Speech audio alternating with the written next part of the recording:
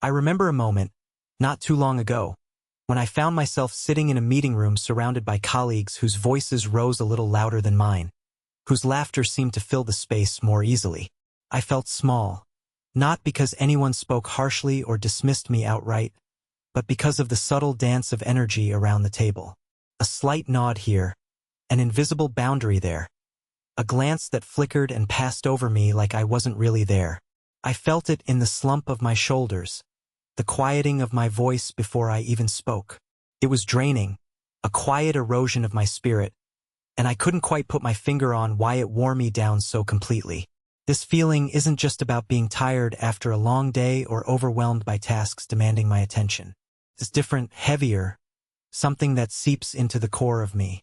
And I'm willing to bet many of us have been there, in spaces where the weight of invisible currents pushes down on us, where our energy isn't just spent but somehow stolen before we get a chance to defend it.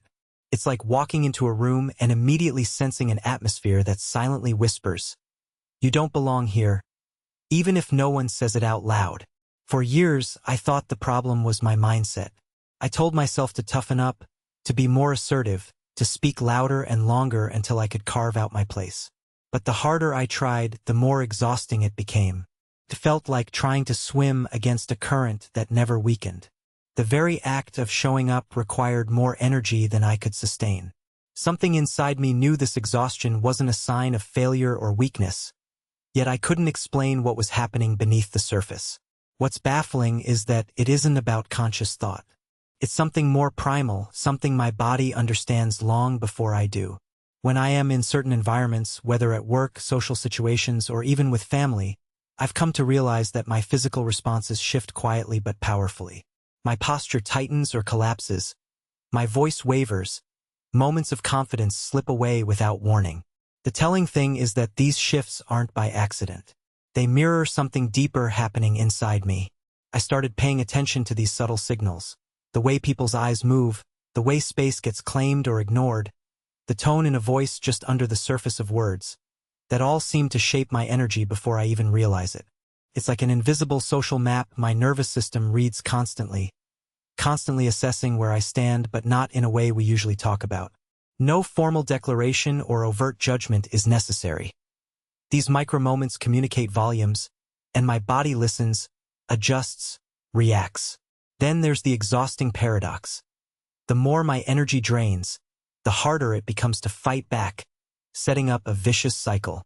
I felt stuck in that loop, uncertain whether this was a reflection of my worth or simply the way human beings are wired to respond in groups. It felt personal, even though something deep inside whispered that this wasn't my fault. There was something hidden I needed to uncover, a truth about how energy flows, respect moves silently through social currents, and how my body knows far more than my conscious mind. I started wondering, what if the fatigue I feel isn't primarily from what I do, but from the position my body assumes in these unfolding dramas? What if certain environments aren't just psychologically challenging? They are physically rewriting how my energy is expressed and contained. If so, then recovery isn't about brute force or sheer will.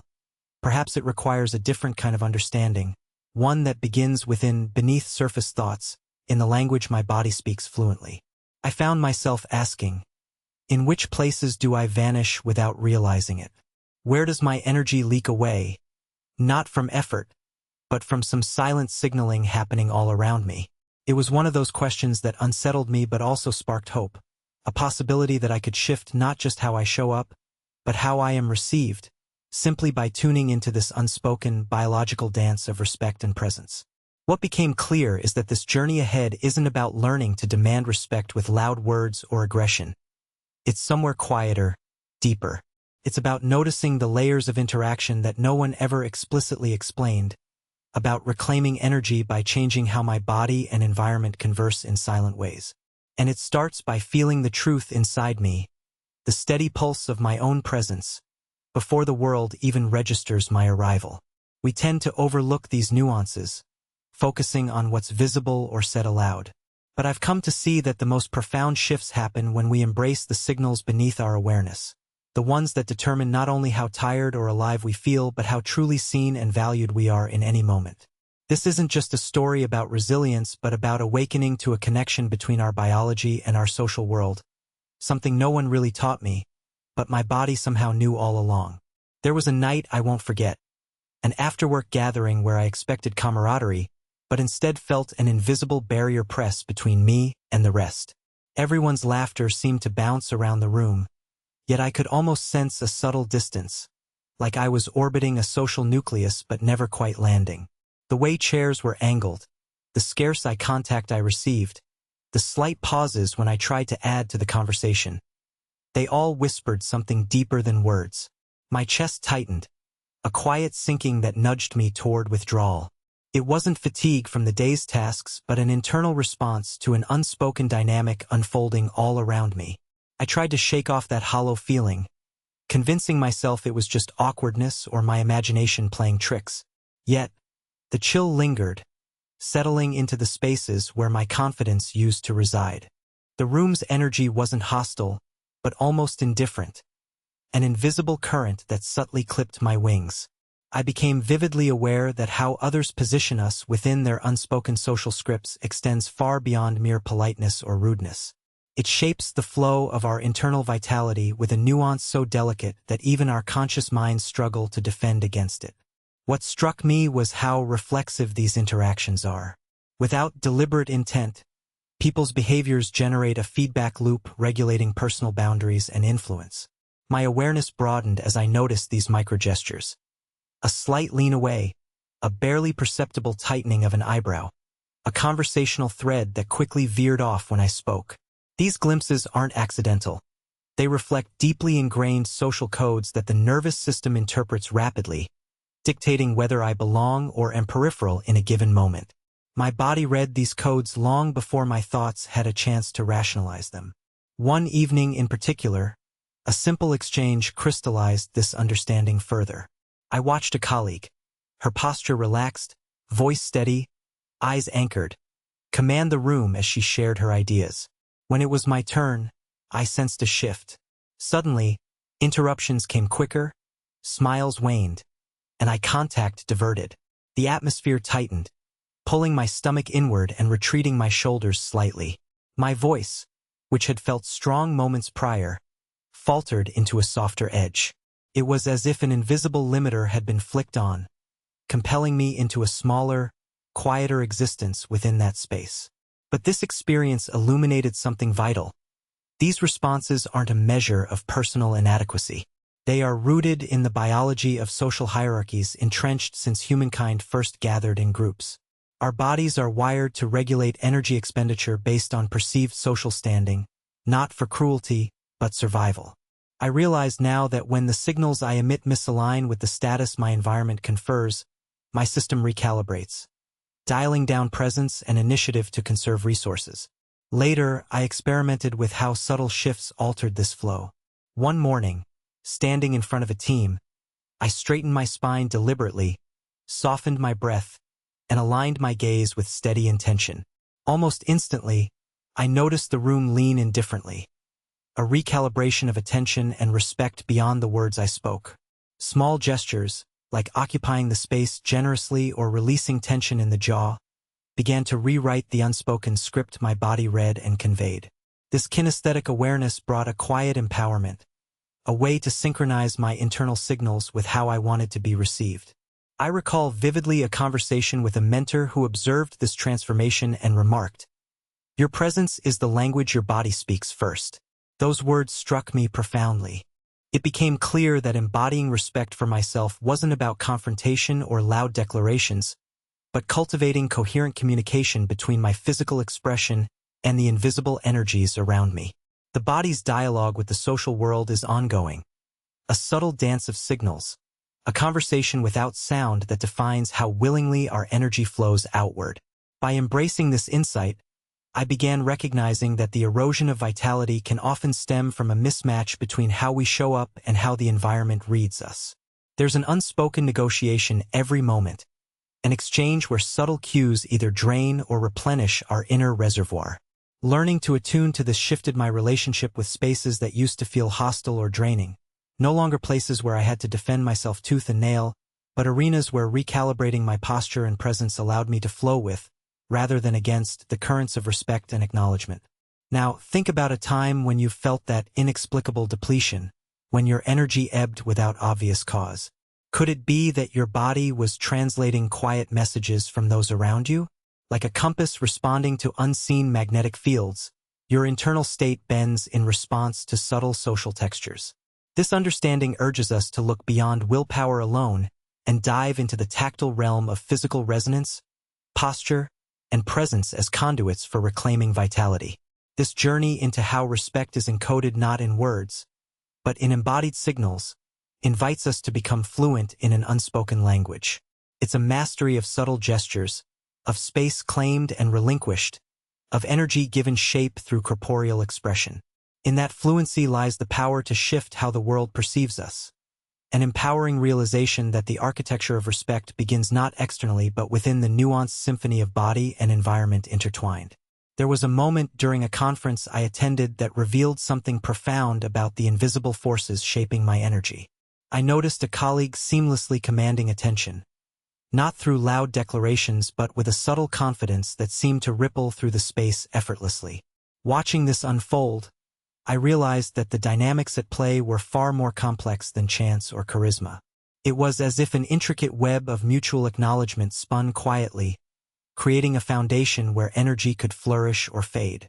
This sparked my curiosity about how deeply unconscious exchanges influence our vitality. One afternoon, I found myself seated beside a new acquaintance whose manner conveyed a kind of calm authority. As the conversation unfolded, I observed how their slight shifts in seating position, the tempo of their breathing, and even the way their eyes held mine, shaped the interaction's tone. Felt magnetic, drawing me in without coercion. The contrast was striking compared to other times when I felt drained after interactions that carried subtle undertones of disregard or dismissal. In those moments, my body instinctively contracted, my attention scattered, and exhaustion quickly set in. This experience revealed a nuanced threshold where nonverbal communication influences not only how others engage with you but how you regulate your own internal reservoir of energy. Later, I reflected on an incident during a family gathering. I was discussing plans with relatives when a sudden interruption cut me off mid-sentence. Instead of reacting outwardly, I noticed how my torso stiffened and my chest tightened subtly. It was as if my system braced itself before any words could be expressed. That fleeting response revealed an automatic calibration triggered by minute social cues, tiny moments that register beneath conscious perception but profoundly impact how I allocate my emotional and physical resources. Recognizing this, I understood that our nervous system smoothly conducts a continuous appraisal of social cues to adjust our engagement levels, effectively acting as an internal energy thermostat responding to social feedback. This realization encouraged me to start exploring how physical habits cultivate or erode my sense of standing within interpersonal exchanges. I began to intentionally cultivate subtle shifts, like softening my gaze to invite rather than repel, or allowing my breath to deepen and lengthen to foster groundedness. I noticed that such modulations often precipitated a subtle yet powerful shift in how others responded. It was less about projecting dominance and more about creating a space where mutual respect could naturally surface. In one memorable case, a colleague who had previously seemed dismissive began listening intently during my contributions after I adjusted my posture and tone, almost as if my body's quiet recalibration rewrote the implicit script between us. I recall vividly another conversation where the stakes felt high, presenting ideas to senior leadership. Instead of retreating into familiar tension patterns, I consciously grounded my stance, aligned my breathing, and maintained a steady gaze. During this exchange, I experienced internal harmony that translated outwardly, leading to unexpected ease in communication and a noticeable uplift in engagement. It was as if synchronizing my internal state with external expression formed an invisible bridge, inviting receptivity. The sense of coherence I cultivated was contagious, shifting the dynamic from confrontation to collaboration. At times, however, setbacks arose when I ignored these subtle cues. Once, in a crowded networking event, I pushed myself to be seen by amplifying volume and gestures beyond my comfort. Though well-intentioned, this effort felt hollow and exhausting. Those moments taught me that reclaiming energy requires more than volume or assertion. It demands congruence between intention, signal, and embodiment. When these elements misalign, vitality can drain quickly, leaving a hollow aftertaste of exertion without true connection. Through this evolving understanding, I sensed the profound interdependence between internal alignment and social exchange. Energy flow is less a battle for attention and more a delicate choreography where authenticity and attunement serve as the core instruments. Now, consider how this applies when you face challenging dialogues or new social settings. How might tuning into the coherence of your own physical signals rewrite your experience? What if instead of pushing harder, you adjusted your internal melody to harmonize with the intricate dance of human interaction? I recognize now that the currency of influence is less about dominance and more about resonance. Like a finely tuned instrument responding to subtle vibrations, our bodies can either dampen or amplify exchange based on micro-adjustments in posture, breath, and gaze. These responses ripple outward, inviting a dynamic feedback loop where energy is either conserved or generously shared. Embracing this subtle artistry has transformed not only how I relate with others, but my own capacity to replenish and sustain inner vitality. In the midst of chaos or pressure, attending to this quiet symphony becomes a radical act of self-care and reclamation. The challenge lies in cultivating awareness, training oneself to perceive beneath surface appearances and respond with grounded subtlety rather than reactive force. Through such practice, I find a deeper invitation to inhabit not just my thoughts, but the rhythms of my body attuned to the social pulse, rediscovering strength in the harmonies often overlooked. This ongoing journey teaches that revitalizing our internal energy is not an external conquest but an internal artistry, an orchestration of silent dialogues and embodied awareness that transform how we inhabit the moments where respect subtly unfolds. When I first stepped into the volunteer center, I anticipated a warm welcome, a place where every hand reaches out, eager to connect and contribute. Instead, the atmosphere felt subtle yet heavy, as if an unseen current subtly pushed me toward the margins. Conversations shifted abruptly when I approached, smiles faded just before arrival, and messages that once felt inviting now landed flat, deflecting my attempts to engage. I remember gripping the edge of a worn wooden table, my breath shallow, sensing an energy that seemed to quietly siphon my resolve. It wasn't confrontation or overt hostility, it was far more intricate, an intangible hierarchy silently outlining who belonged and who didn't. Reflecting on that day, I realized this invisible social choreography is not random. It's a complex interplay between subtle cues and deeply ingrained survival mechanisms. For instance, I recall watching a small group huddle near a bulletin board, their animated discussion punctuated by frequent, deliberate glances my way. These fleeting looks weren't warm invitations but assessments, a silent evaluation determining whether to include or exclude. Just as a cat senses the tone of a household before deciding where to rest, I sensed boundaries being drawn with unspoken precision. The sensation was almost tactile, as if my muscles instinctively braced for rejection even before I had uttered a word. Later, sitting at a corner table, I observed my body's reactions with new curiosity. My fingers drummed nervously against the table's chipped surface. My spine curved slightly away from view. It felt as though, without conscious permission, an internal mechanism shrouded me in caution, shrinking my social footprint. I remember my thoughts racing. Why did I feel depleted despite barely speaking? Was it merely self-consciousness? Or was there a biology at work that transcended individual will? This question tugged at me relentlessly. One afternoon, seeking clarity, I met with a close friend who specialized in the intersection of biology and social behavior. They shared a story of wolves in the wild, describing how pack members constantly read each other through posture, gaze, and gestures to maintain balance. Even subtle changes, a flick of the ear, a step backward, could signal submission or dominance, prompting corresponding shifts in energy investment by others.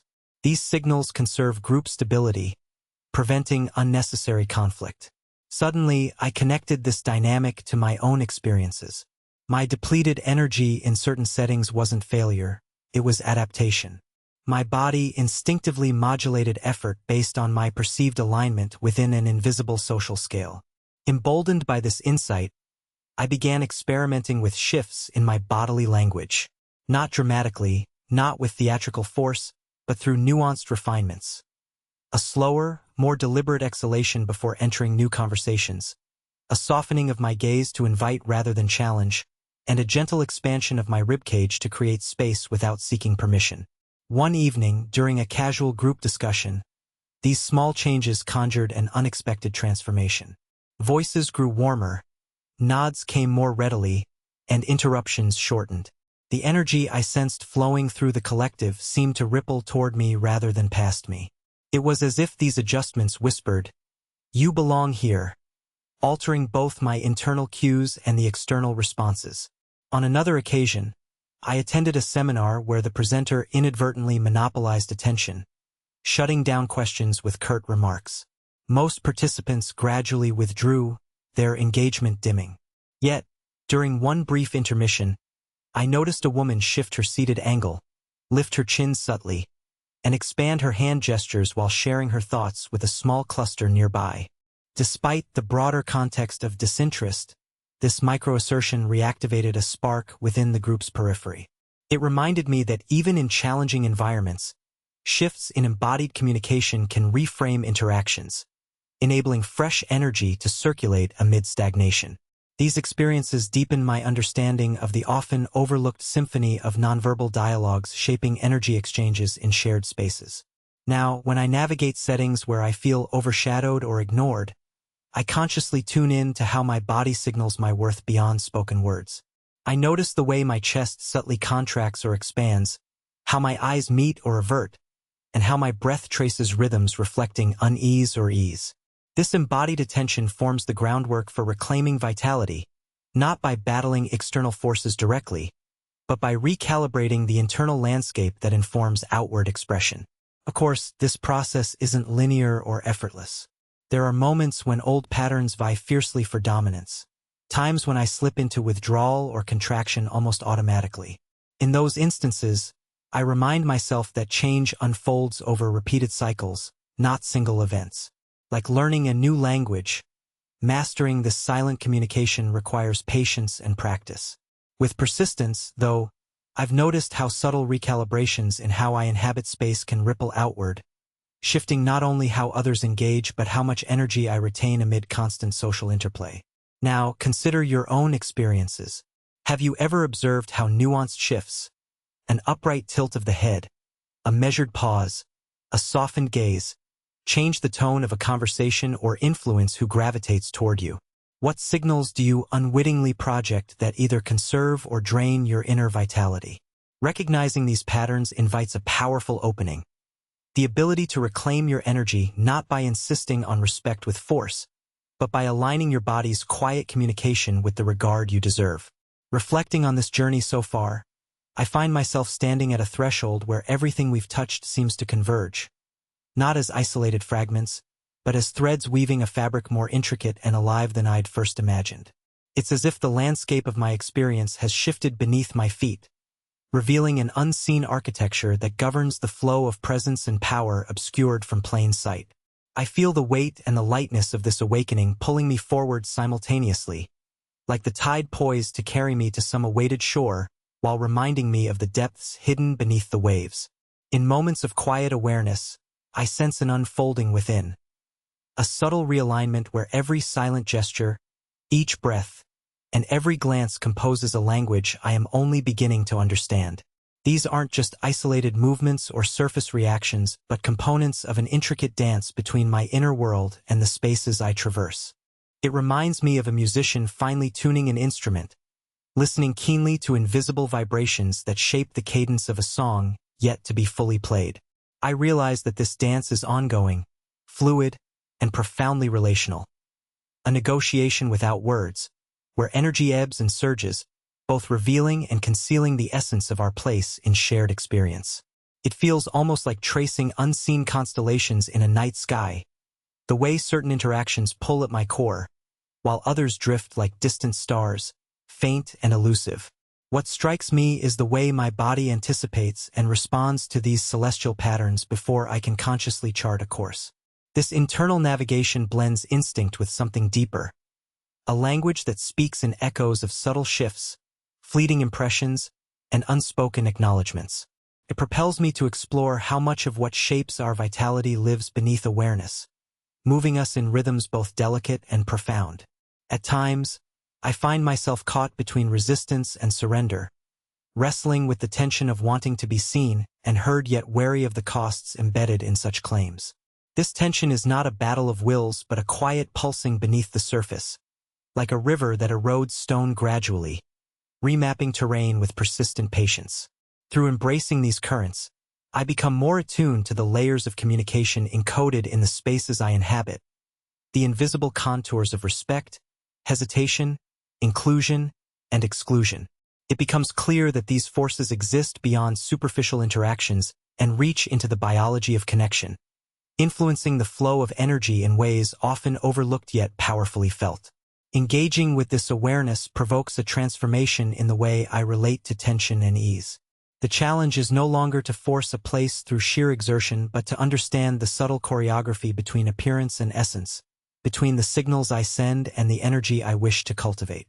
This realization invites a more intimate relationship with presence, one that demands patience and sensitivity while calling forth a quiet courage. In that instant, I glimpsed the immense potential embedded within these subtle exchanges, a power quietly rooted in coherence and alignment, awaiting discovery through intention and presence. This delicate interplay between internal conviction and external flow compels me to listen more closely, not only to the messages arising from the environments around me but to the whispers of my own body signaling readiness or retreat. It is as if the secret lies not in overcoming the forces pressing upon me, but in cultivating a harmony where these currents move in concert rather than opposition. Approaching this harmony feels less like conquering territory and more like composing a landscape, allowing energies to settle and bloom in resonance.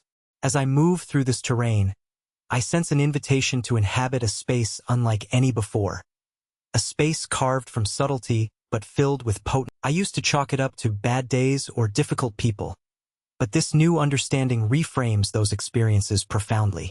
It suggests that energy depletion can emerge from an undercurrent of unspoken dynamics, where the body instinctively adapts to the cues it senses, recalibrating effort, tone, and openness in ways almost invisible to conscious thought. This insight invites a gentler approach to my own perceived weaknesses, transforming them into signals rather than shortcomings. Sometimes, I find myself standing at the edge of a conversation that feels charged with unspoken tension. I remember catching my breath, softening my stance just enough to let calm rise between my... Now, when I find my energy ebbing in the face of hesitation or stagnation, I remind myself of this complex dance at the heart of personal power.